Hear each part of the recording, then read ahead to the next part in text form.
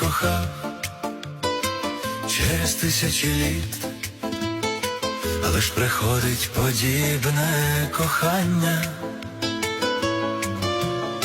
В день такий розцвітає весна на землі, І земля убирається зрання,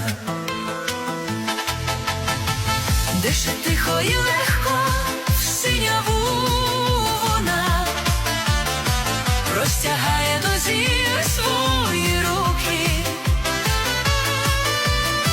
в день такий на землі розцвітає весна, і тремтить от солодкої мухи.